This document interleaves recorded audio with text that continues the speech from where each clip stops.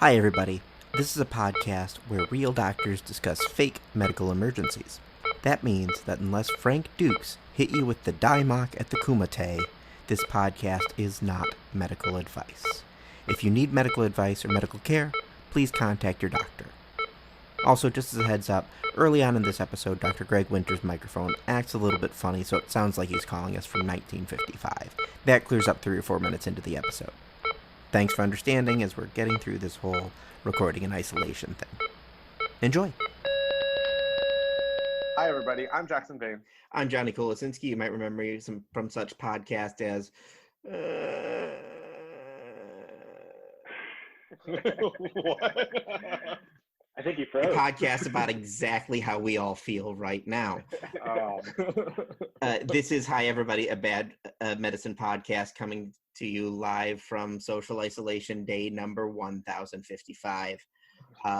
It's a podcast where we talk about what medicine gets right and wrong about... No, we talk about what Hollywood gets right and wrong about medicine and how the body works, not what medicine gets right and wrong It's about been a while, how hasn't Hollywood it? works. It's been a while, hasn't it? a minute. Medicine talks a lot about Hollywood. Yep. I've been in a lot of those meetings lately. Same. all of them over Zoom. You can find this podcast online at Hi Everybody MD on Facebook, Instagram, and Twitter, or hieverybodymd.com, and Dr. Jackson Vane. You can also leave us a message at 530-DOCTORB. That is 530-DOCTORB. The B this week actually does stand for something that I can link to it, and it stands for Bloodsport. Nice. With us once again to discuss, was this Jean-Claude Van Damme's first real movie? I think it is. No, it's not, because he was in Cyborg before this. Oh, yeah. I don't know if Cyborg was his first real one, but I know that that's definitely before this. That slightly analog voice you're hearing is Dr. Greg Winter with us once again to discuss this wonderful film. We had to do this movie. Yeah. Like, it's so good. I thought the B was actually going to be for bullshit because it's come out that Ray Dux? No, it's Frank Dux. Frank Dux is an absolute liar about everything, and it's great. It's such a weird thing to have that come out, because in my childhood this was gospel. Like, this movie is based on a true story, and there was no way to just easily look stuff up. And so, like, this guy Frank Dux was the consultant for this thing and basically made up the entire contest. And of course we took it as gospel, because this was the movie of my childhood. The amount of times I have done like slow posing with weird finger with the Daimok. Exactly. Like, just like the amount of times I have stood there and like flexed my knees about to kick somebody it's a lot. It's a creepy amount. This does explain your like obsession with doing the splits all the time and punching guys in the nuts. I mean, look at me do the splits. I say that a lot.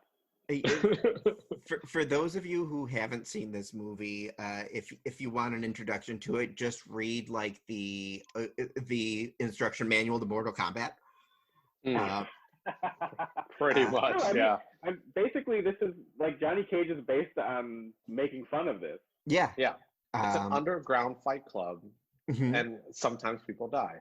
But the reason why I picked this movie, there's two, but one of the big ones is it's finally a movie that addresses my biggest complaint about every movie, which is that there's not enough blood. Because in this movie, there's enough blood. Yeah, it's in the title. There's also enough sport. Wait, you're telling me No Holds Barred did not have enough sport? No Holds Barred had the exact right amount of sport for a movie about wrestling in the 80s. Yeah.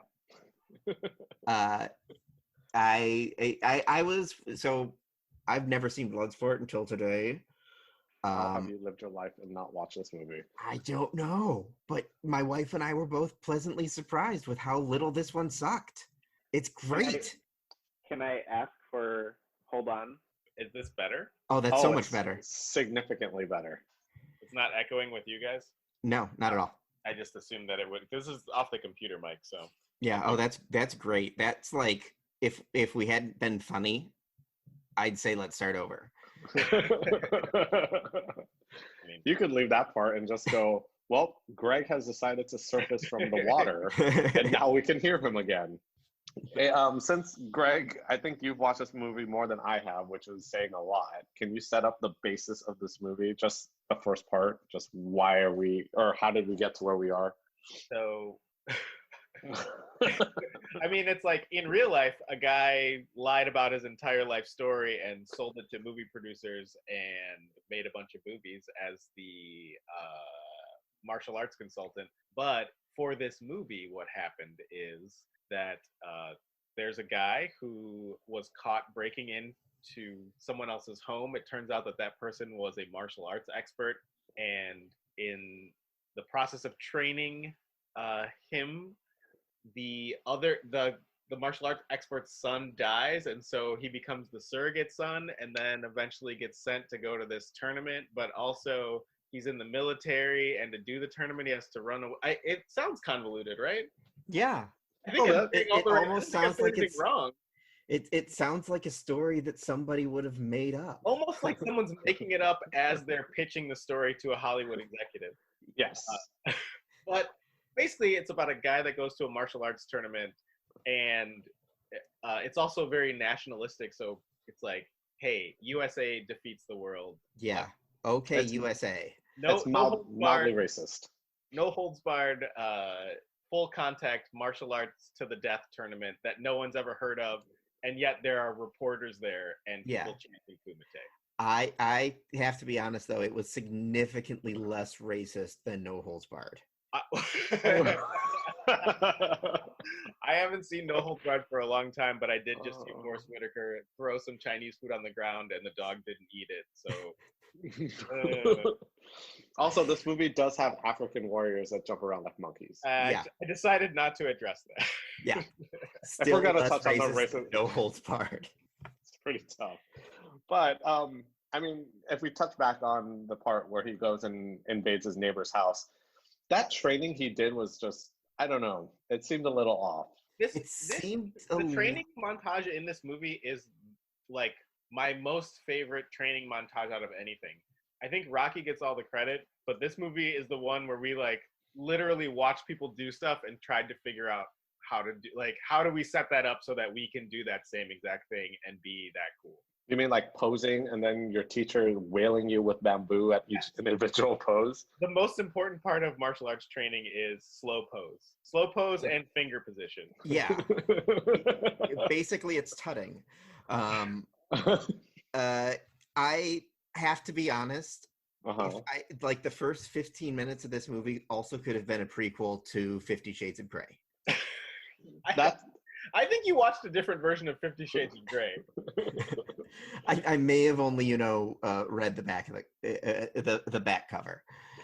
There's the lead into like things getting started is really, really slow, and then there is this section in there where it is just cutting back and forth between Van Damme for so long in this weird, very weird way, and it has no like it doesn't matter. Like guys, just go fight each other. Like right. That's what this movie is about. Yeah. We don't need to know that he's doing this for his it's not sensei, I forget what the term that they use is, because we know that he's really doing it because he wants to beat people up and be the best.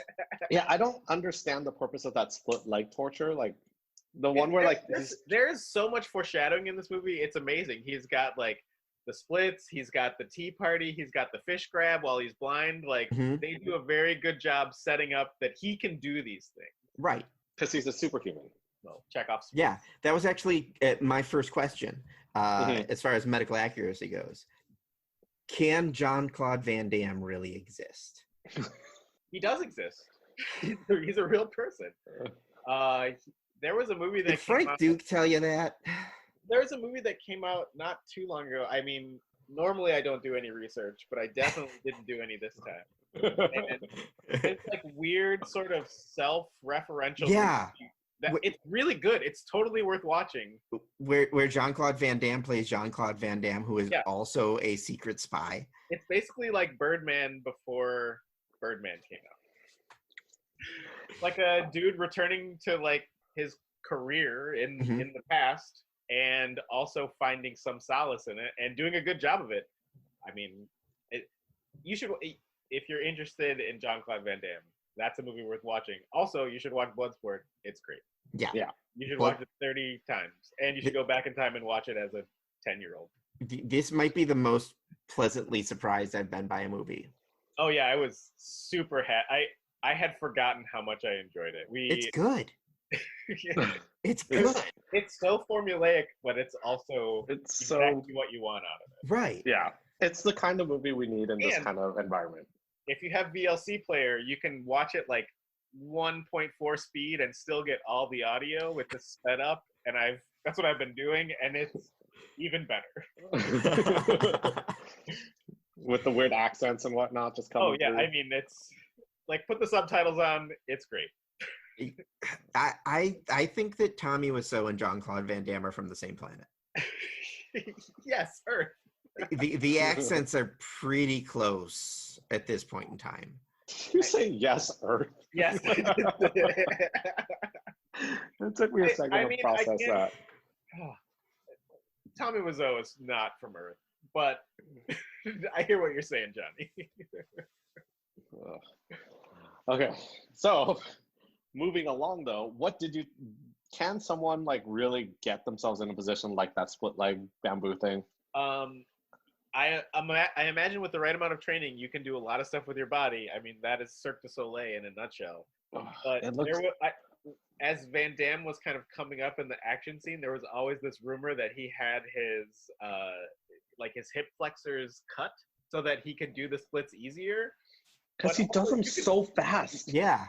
It's also like, no, you can just train and do it. You don't have to do something crazy. And clearly he's a martial artist. He takes care of himself and does. It's stupid to think that you can't do that. Like, I can't do it because I sit at a computer 30 hours a day. He can do that because he's paid to do that. Yeah, because he's been doing splits for 4 hours a day since he was, Yes.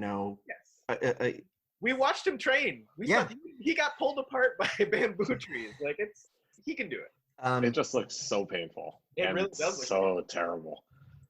I was about to ask what his buddy's name was. His buddy's name was Jackson. His buddy's name was Jackson. The other American that all he does is chant his name over and over again. Yeah. What was that guy's name? Who's also the name of the co-host of this podcast? Oh yeah, it was Jackson. I believe it's Jackson. Yes. It feels like if you're gonna choose Van Damme, maybe don't make him American. There's no reason. Yeah. Well, they did bring up that his parents, that his parents were immigrants who came from France as vintners. So. Right, but when he was a young child, so he wouldn't have an accent anymore. Right. Well, he also knew nothing about baseball or football, given that he wore two different Giants uniforms. He likes the Giants and the Padres. Okay, he's from California. No, he likes the Giants and the Giants. Yeah, he was wearing a San Francisco Giants hat and a New York Giants. Oh jersey. My God! I thought he was wearing a Giants and a Padres. Yeah. That's so much better. No, he loves two Giants. Yeah, not around the Horde podcast, but that means the wardrobe person really didn't. the wardrobe person was Frank Dux. But so Jackson, who's not Jackson on this podcast, made a comment that that Frank Dux had to be careful not to go sterile, essentially, from all of those splits. Actual problem, maybe? I don't think so. No, I think he needs to be careful not to go sterile from all those steroids that he's taken. He's pretty good. But splits don't make you. Being limber is not a bad thing for you. You should sprint every single day. Yeah, I don't think the limber part is what's going to make him sterile, but if it's like a sudden drop and he accidentally squishes his testicles over and over again, unlikely. That's a lot of squishing.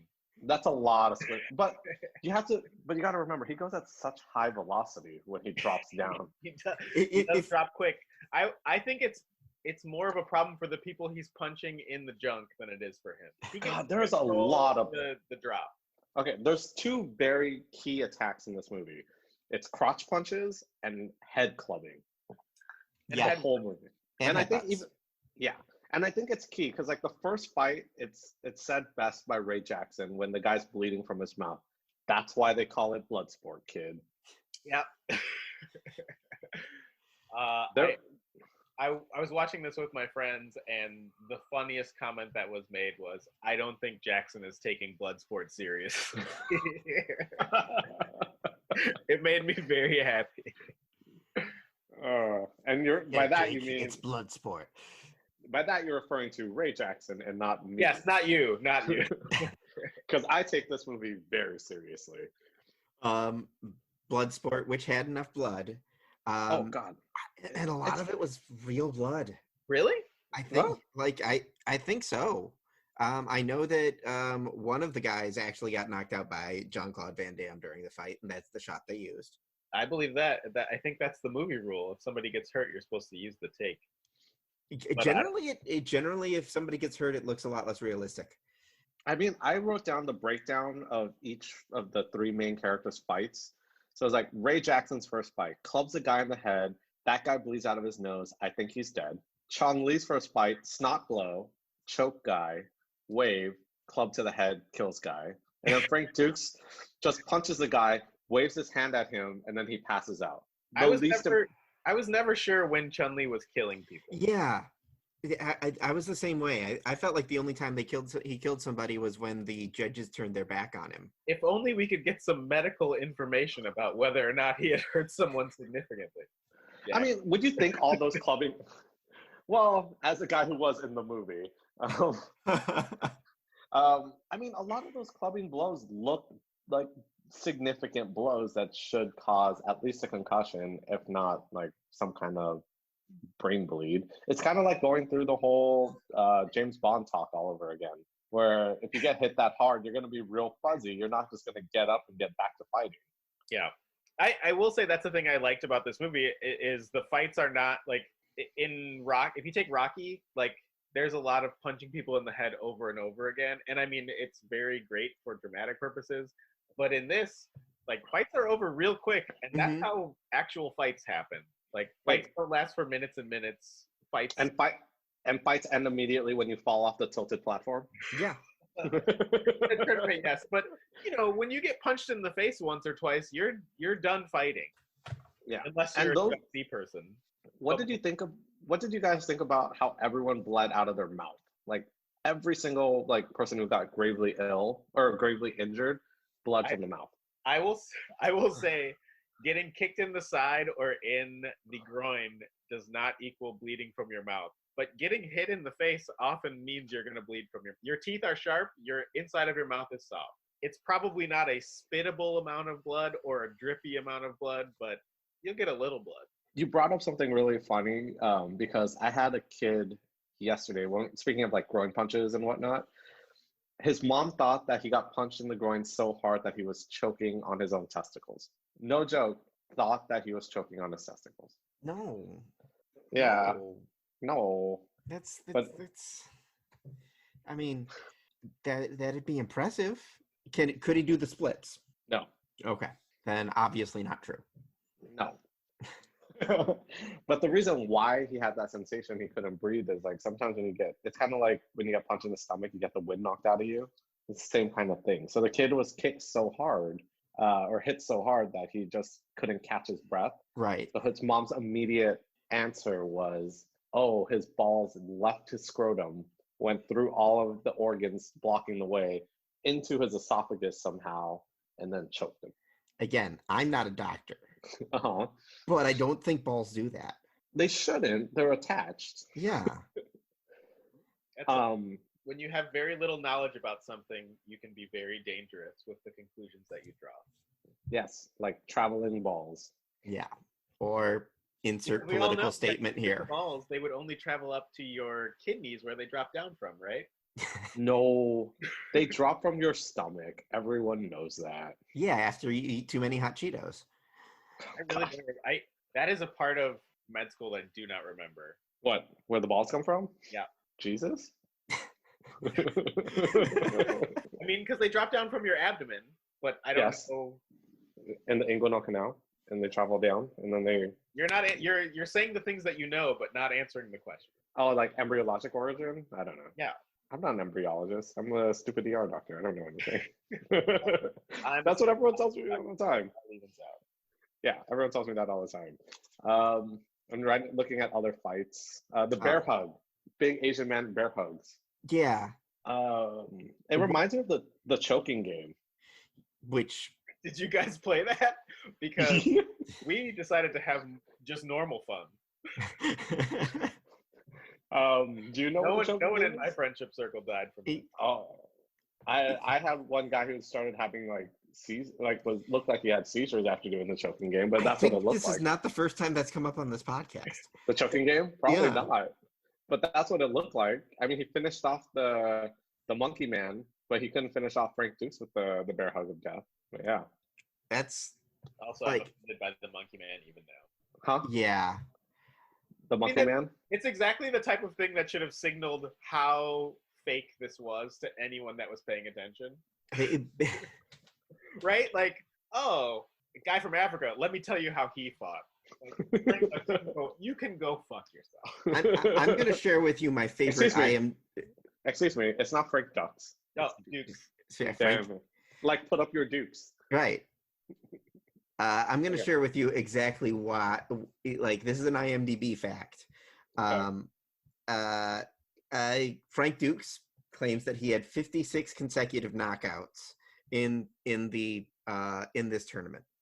In a single elimination tournament, you would need 72 trillion, 57 billion, 594 million. 72 quadrillion, 57 trillion, 594 billion. But he also claimed that he won for multiple years in a row.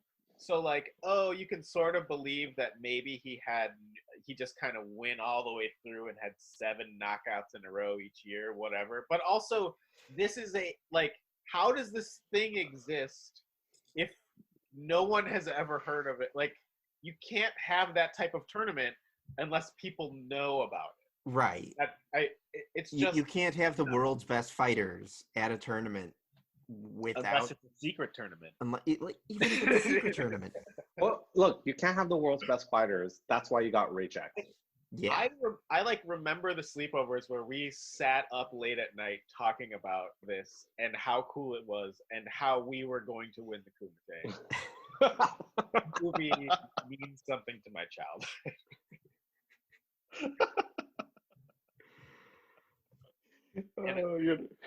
I like the thought of someone so committed to the lie of his own life that he got multiple movies made, because it's not just this.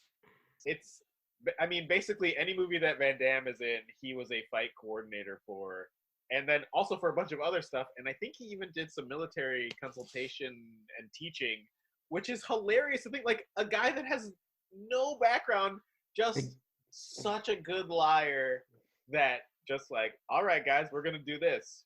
You mean he did Street Fighter? Life imitates art, huh? Oh, my God. I just can't even. It's in the background of my room right now, too, and it's just beautiful. It really is. Well, it's great. I'm telling, like, if you can, like, speed it up as fast as you can, but still get clear sound out of it, and it is amazing. Can we talk about the crux of why I picked this movie? I'm going to guess that actually, I'm still trying to figure out why you picked. I was just like, oh, you're just picking movies that I like. Well, I mean, I knew you would want to be a part of this one because it's definitely a dumb fun movie, and we definitely need to do dumb fun movies after all the contagious stuff we've done.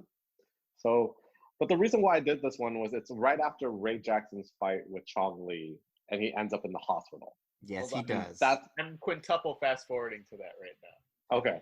And it starts with Dukes telling him, like, go for the gut, that's his weakness, attack him there, you'll be fine. Ray does not listen and just, like, hits him in the leg and then throws him down, and he's just running around, just chanting his own name and telling him that he's dead. So Jackson, let me ask you this. Does that doctor have his stethoscope in the right or the wrong way?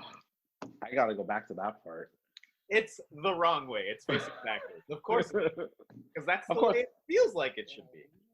Because it feels more comfortable? No, it doesn't feel, when you put it in, it doesn't feel more comfortable. What, wearing it backwards? It just looks like it's going to feel more comfortable. Yeah, because it's sitting outside of your ear. Yeah, you're like, oh yeah, it'll go this way. Also, it won't make me deaf. Yeah. And that doctor probably does the most thorough heart exam I've ever seen on anybody. Well, he needs to. I was just thinking that. He checked all 4 quadrants. Like, he checked 6 quadrants. I know that there's only supposed to be 4, but he checked 6 of them. He was all over the place, just listening. Also, why is Frank getting a blood transfusion? I'm sorry, not Frank. Why is Jackson getting a blood transfusion? I was going to ask the same thing. Why is there a random blood bank? Because he didn't even get hurt. Here's a better question, too. Why is the defibrillator just right next to his bed? You know, just in case. Yeah, I mean, in case. Funsies. That says hospital. How do we say this is a hospital room? The bandage with the tiny spot of blood on his head. I like that. But it also shows up with the same like amount of blood at the end of the movie, except he just has a tiny piece of gauze on his head. Same amount of blood. Whoever their like handler is, his aviators are amazing, and I want 3 or 4 pairs of them. they are also, his mullet was amazing. Oh God, that was a beautiful thing. But I'm trying to think like where I'm going with this. But I just assumed that the reason that the doctor was doing such a thorough heart examination was because he didn't have any other monitors, and so he was just, someone was listening to the heart at all times. Oh, there was a monitor in there? I remember writing something about it. Oh my God, there's 2 different minority fighters, and each one is as offensive as the next one. I'm really upset now that I'm scrolling through I don't remember seeing a monitor in there, but correct me if I'm wrong. I heard one. There is. I didn't see it. I'm looking at it right now. Oh. And I don't know how the 80s were, but I'm pretty sure heart monitors existed. Oh, there it is. Oh no, he doesn't have a monitor. He has. It's the. It's a pump. It's the pump for the blood transfusion, but he did not lose enough blood to need a blood transfusion. He has a small cut on his forehead. Yeah, and also if he did lose that much blood, they need to go and find that blood. Because if he suffered that much internal bleeding, like in his head or whatever, they need to go find that blood and stop it from leaving where it shouldn't be. Oh, okay. They need to find it internally. Earlier, they don't need to. Finding blood on the mats and cleaning it up, or at least spreading it around. Spreading it around, and then if they find any loose gold teeth, they have to steal it too, and then put it inside their mouth. Yeah. What I thought watching this, like, many years out, probably 10 years from the last time I watched it, was I would like to watch a movie about the referee. Just like to see what his kind of daily life is like. Well, another day at the Bloodsport. One of my favorite moments was when the referee came into the ring and Frank Dux started protecting him for no real reason because he wasn't threatened. When he grabs the referee's gi and like recognizes that it's not the opponent because he's got clothes on, like that's another thing that my friends and I have imitated since we were 10 to 12 years old. Hey, you had such finely honed tactile sense that you could recognize clothes. I think there was a time where we could have done a shot-for-shot remake of this without consulting anything. Except for Frank Dux. No. But that does bring me to since we're jumping to the end, what do you guys think about the mystery dust that was blown into Frank's eyes? So I just thought it was sand. It could be anything. Any tablet, whatever, something that's powdered. But this was pointed out to me is like Van Damme is great at showing surprise, but he's not great at acting like a human. Yeah. Because if you get something in your eyes, what's the one thing you don't do? It's open them up as wide as possible and stare around at everything. Wait. If you have something in your eye, clamp your eyes shut as hard as you can because you're trying to tear it out of there. So him looking around wide-eyed like a deer in headlights is the most nonsense thing. I mean, it's a great movie thing, but also that is totally inaccurate. If you get sand in your eyes, you're not holding your eyes open. That shit is closed as tight as possible. No, what if it was cocaine? Wide open. This is 1988. This is a movie with Jean-Claude Van Damme and Frank Dux. Then, what if you it know was what? cocaine? Then that fight would have been much more exciting. They There'd be a lot basically more. they would have been hugging it out and doing push-ups. Also, all their bloody wounds, they would stop bleeding right away. Legit medical. Legit medical. But not medical advice. All of your No. hospitals have cocaine in the basement. Just ask. I will say this though, we used to use something called TAC to stop bleeding, and the C was for cocaine. What was the T and P? Tetracaine, adrenaline, and cocaine. Wait, with the TNA. Oh, what is the TNA next? It's TNA and cocaine. Brought to you by 1988. Yeah.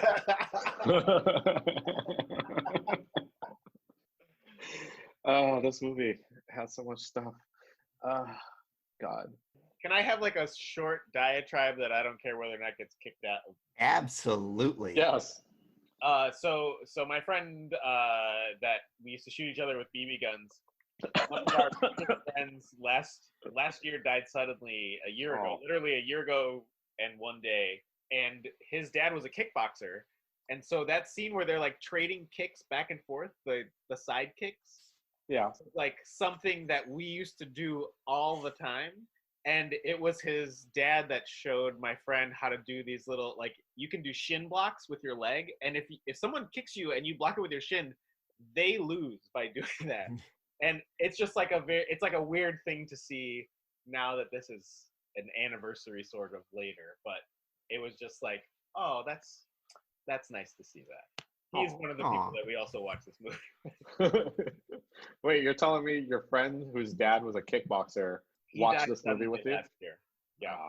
Well, that sucks. I mean, none of us make it out of this alive. I definitely wish he didn't die, but it's also nice to see something that reminded me of him on this particular day. That is a year later.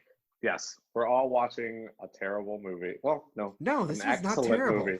This one was not terrible. Movie. We are watching an excellent movie with bad medicine.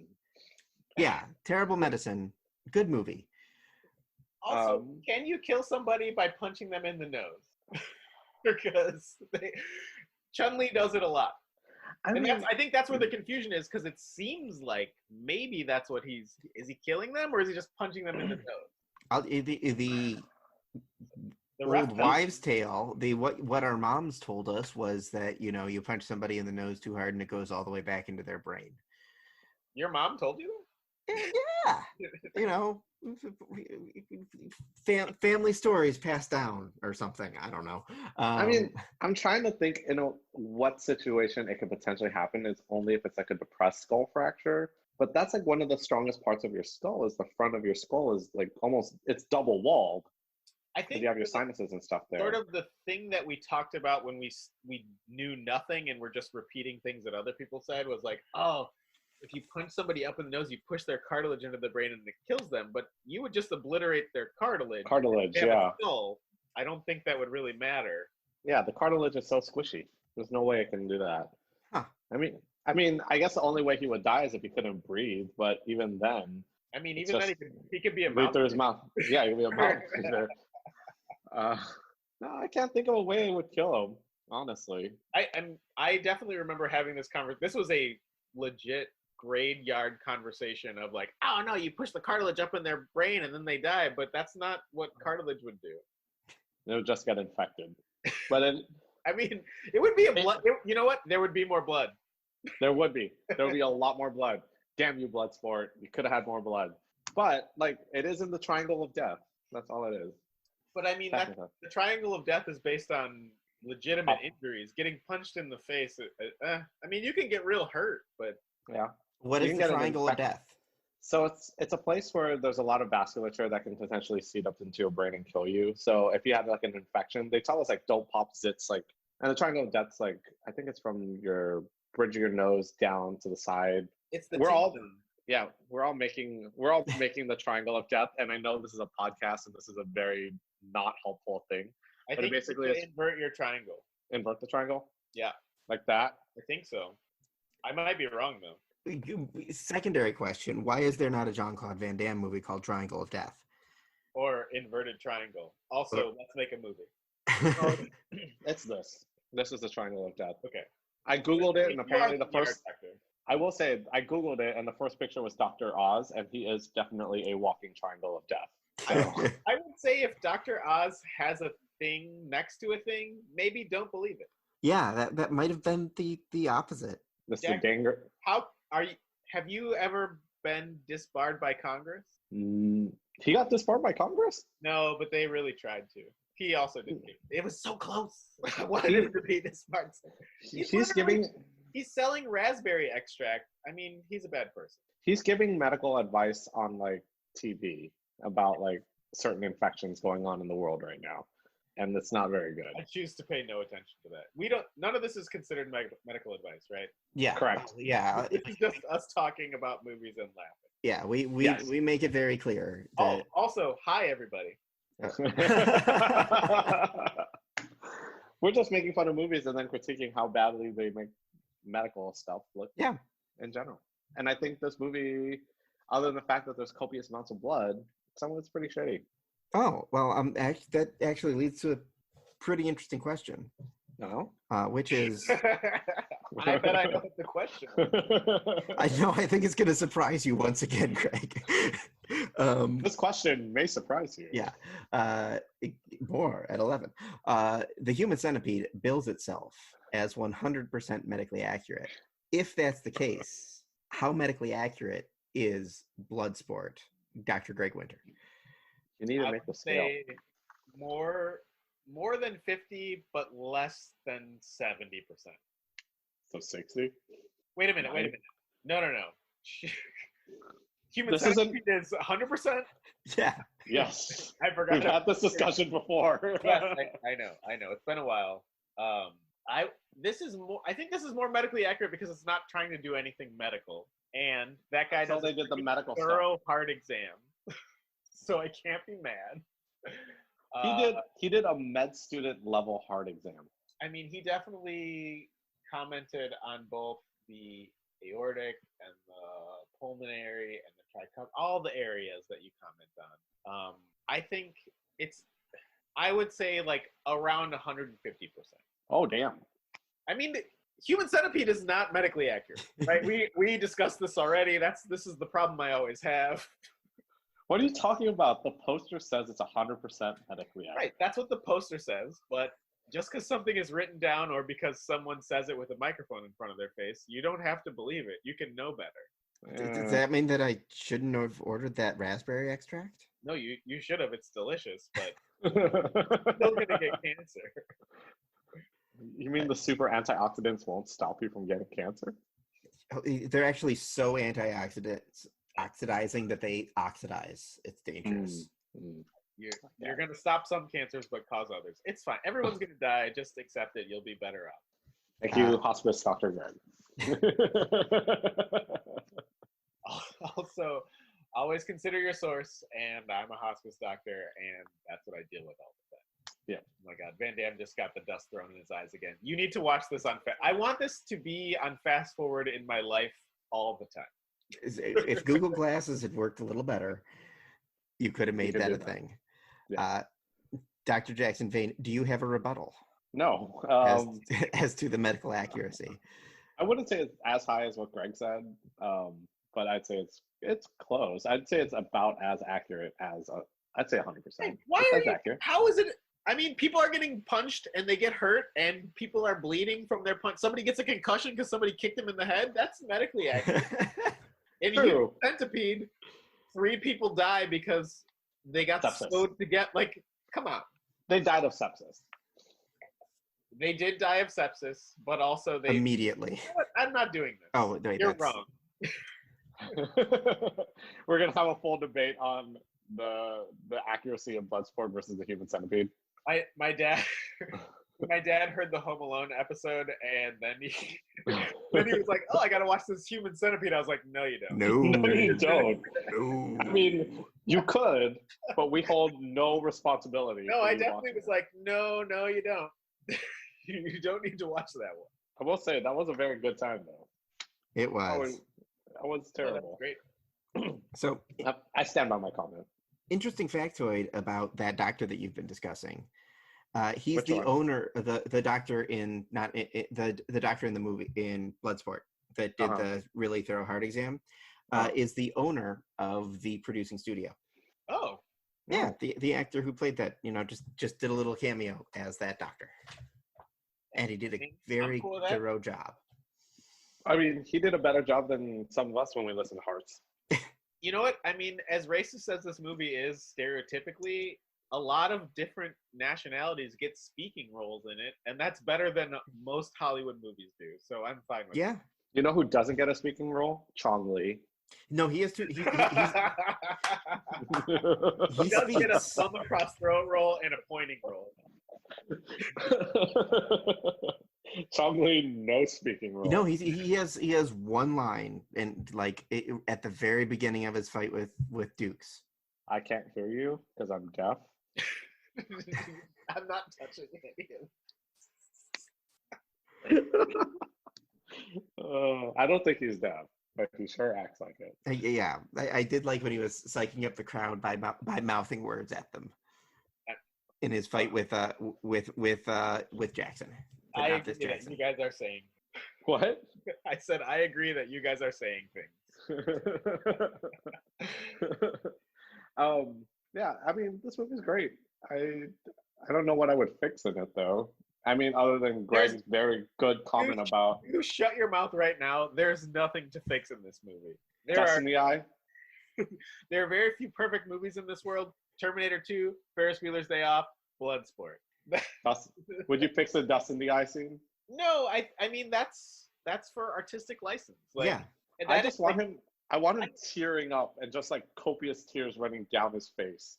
There is no Van Damme can't speak 4 American English words together in a way that makes you believe them. But man, do I know that he's confused and blind in this fight. Yeah. It's not how you would be confused and blind in it, but I know that he is, and that's what's important in a movie. He also may be filled with childlike wonder. He loves giants. The amount of posing after a kick is just, it makes me want to get up and pose. That's what I remember most about this movie is we were watching it and we're pausing it and For those listening at home, Greg was making posing faces. I'm not getting up or posing, but I'm definitely making a posing face. Yeah. We didn't talk much on the delight that was the 2 bumbling cops. 2 bumbling cops. Forrest Whitaker and the other guy. I mean, I think it's great. Their entire role in this entire thing is to catch him, but also they're like, oh wait, you're fighting in the tournament for America? Well, we're gonna watch. It's the most nonsense thing ever. We're here to stop you from fighting in the tournament for America. But also, except you're doing an okay job. Feels like you got a chance at this one, kid. This movie is great. It's definitely what I needed. Definitely watch. I literally was like, how can you possibly do Bloodsport? But then I was also like, I'll watch Bloodsport any day of the week. And I was so happy. There's definitely things in Bloodsport medically, but also we need fun movies right now. And I think this is a good one. I agree. Yeah, I agree. And it's a good movie. Yeah. It is a movie that does not deserve to be nearly as good as it is. It's great. If all it took is a guy lying about everything and milking a bunch of people out of millions of dollars, I'm fine with it. Yeah. It was the 80s. Yeah. That's kind of what we did. The decade that brought us No Holds Barred. Yeah. No Holds Barred, which is only a year, only came out a year later. A year later. Yeah. That's the crazy part. No Holds Barred feels dated in a way that this one does not. No, I agree. I would have to agree with you on it's that. because of the CGI. CGI always makes things feel dated. How they CGI Hulk Hogan's hair? I've only seen No Holds Barred once, and I also didn't see it at that time in my life, so I saw it as an adult, and it's it's a movie from that time, but also, it's bad. It's Like it doesn't have anything redeeming about it. Except Could you tell from this movie that Forrest Whitaker's bit part, he was gonna be like, "Oh fuck, I'm gonna be Ghost Dog later." Yeah, right. Like, he's doing it. I like it. I wonder if I had seen this movie at a young impressionable age, if I would have been more confident going into acting. Because hey, you know, Forrest Whitaker gets by with his wonky eye. I was wondering where you were going with that. Wow. Wow. Kind of journey. I like it. Yeah, that was a good journey, and it's a great place. It's a great place to end this episode. All right. Well, folks, if I don't even know where we're taking this as a trailer, but we'll be back next week. Yeah. Well, we'll be back soon. Hopefully next week. Can I make a suggestion? Yeah. So after watching this, I was like, oh, what are some other things that make me super duper happy? Children's Hospital, which I started watching again, which is hilarious, but also NTSF SDSUV, because it's out of the hospital setting, might be a little bit more digestible, and it immediately made me as happy as it used to make me. Those are great shows. We probably need to do one of them eventually. I don't know how. And they had the Children's Hospital ads at the bus stations outside of the hospital. And people complained about that because they thought it was our Children's Hospital's ads. Like, it is a thing that it's hard to explain how funny it is and also how dumb people can be. Yeah. I think we got to do that at one point. I was thinking sometime Osmosis Jones. Oh shit! Oh god! Yeah, we got to do that. We should do that one. I'm putting that on my list. I'll do whatever. You know what, guys? Maybe one day I'll include you in my other movie club where we just talk shit about movies that we're watching. Whatever. I mean, I know about it. We should do it. But yeah, we got lots of movies to talk about in the future. Yep. And thanks for listening to this one, folks. We will be back in the future with more Hi Everybody, a Bad Medicine podcast. And thank you once again, Dr. Greg Winter, for joining us for yet another episode. Nice to see your guys' faces. I'm glad you guys are doing well. Yeah. Yeah. I will hopefully see you or hear from you soon. Yeah. Hopefully we can do this live again sometime soon-ish. Yeah. It's fine. You know, or have our own PaceyCon. Yeah. Oh, PaceyCon. All right. Thanks, folks.